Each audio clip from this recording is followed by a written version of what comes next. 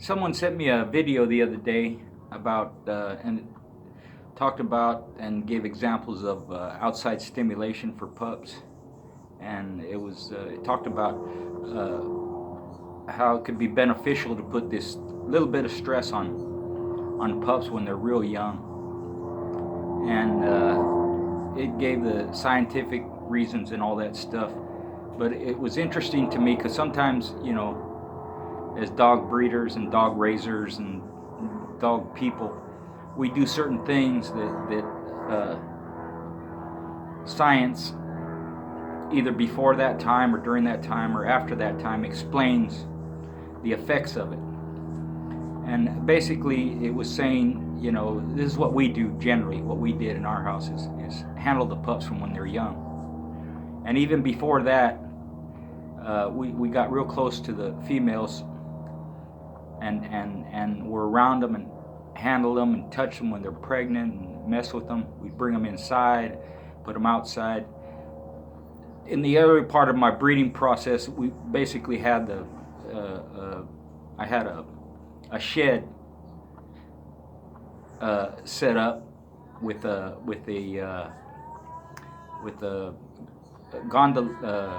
gondola in it that they use for grapes, for picking grapes. And I made that into a whelping box, and we had the box and everything set up for pups there. But eventually it got to where we just bring them inside. We bring the female inside. Sissy was the first one we did that with. That was a litter that had Blockhead and Tommy in it. And we set up a extra room because we only had one kid at the time. So we set up an extra room for her, put tarp in there and all that, and had her whelping box in there. Well, she didn't want that, When it came time to whelp the pups, she got out of the room, came into our bedroom and had them underneath our bed. And we woke up to the sound of pups being born. Angie didn't mind that. That's what she wanted. That was okay. She cleaned up after her and all that, and that's where she wanted to have the pups, so we let her. And then it went from that to where I had a pantry, and I set that up, and that's where we had the pups. We could put a heater in there. We had the heater hanging over so that she wouldn't get a hold, and coming outside so she wouldn't get a hold of the cord and accidentally bite it or knock the heater down and all that. But that was where we ended up having our pups in that, having our females whelp those pups was in that pantry room.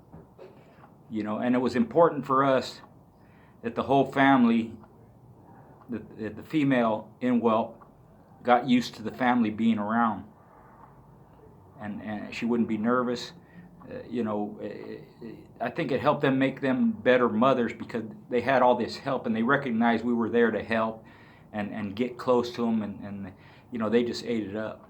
We never had an issue with females defending their pups or trying to keep you away or growl at you and all that.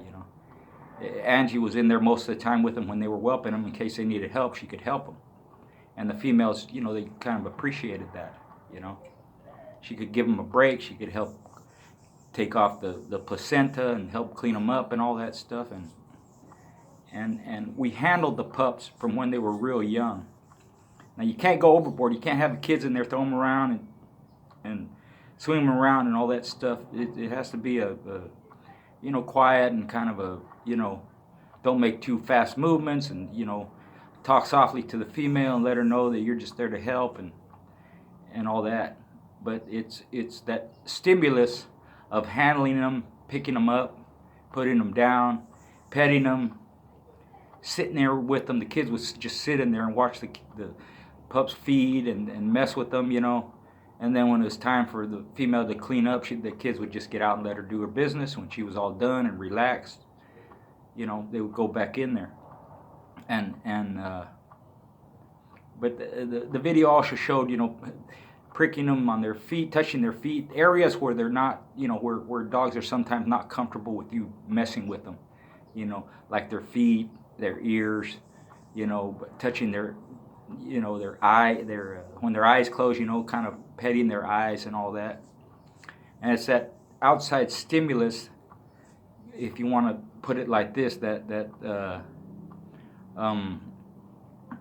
outside influence or socializing that helps the pups to be stable and confident and not timid later on in life, you know. And it went like that from when they were very tiny to when they were grown.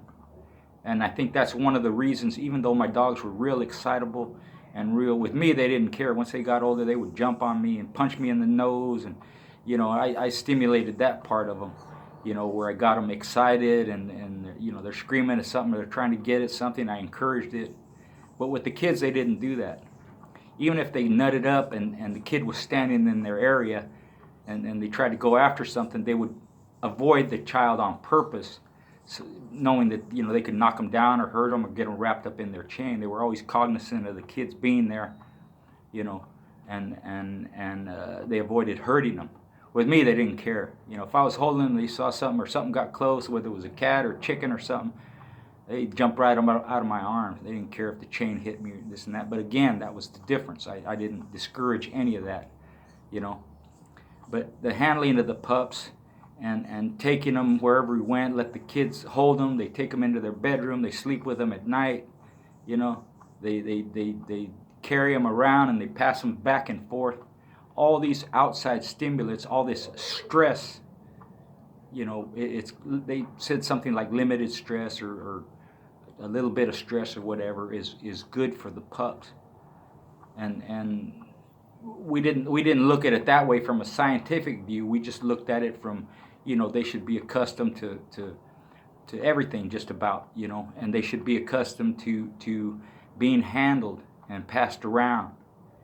And even, you know, sometimes you're too lazy, you just kind of toss the pup to the person next to you or whatever, and just, you know, it's not a big deal. Some people look at it, you know, you can't do that, and it didn't bother them, you know, because you reinforce that with affection.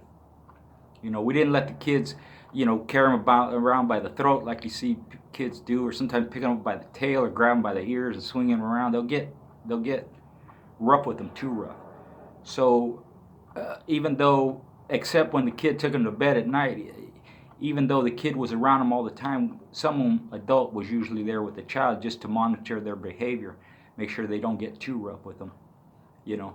But as far as playing and all that, you know, another thing we didn't let the pups do was nip at the kids or nip at our clothes and all that, you know. I see vids of that. I understand it, you know. It's cool to look at, and the puppy's grabbing your pant leg, you know, and shake it and all that. That we didn't really do that, because it gets to the point where they think it's okay to do that, and if they do that with a kid or do that with you, sometimes they don't. It just ain't your pant leg, you know.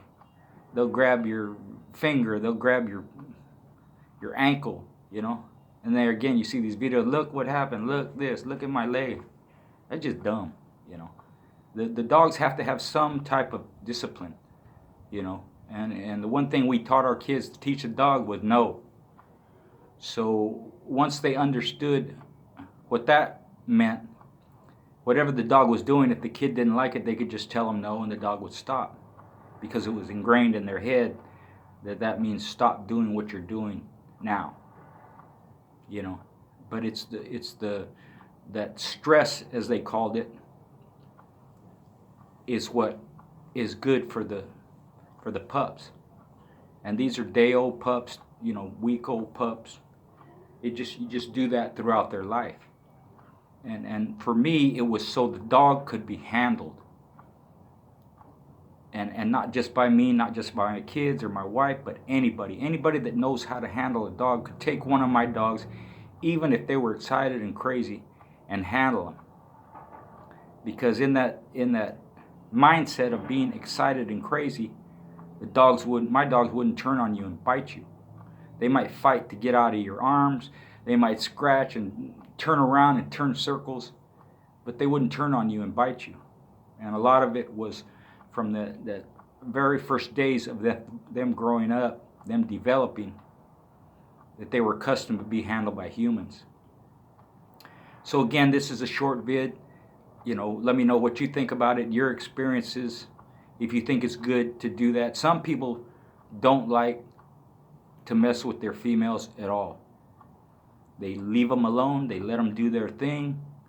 whatever pups survive or don't survive, they leave it up. That's just nature or whatever.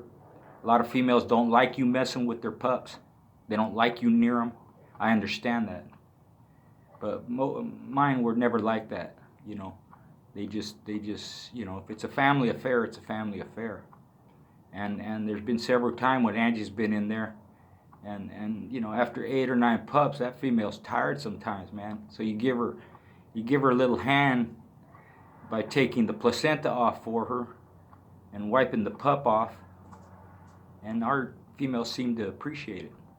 So there's pros and cons to everything, you know. Some like to leave them alone and just that natural environment, that natural raising, let nature take its course. That's okay too.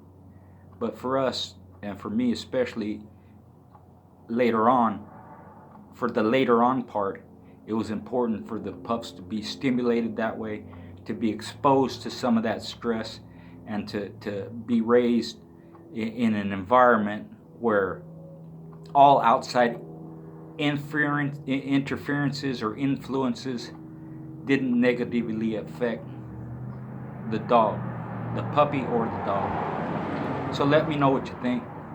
I appreciate it.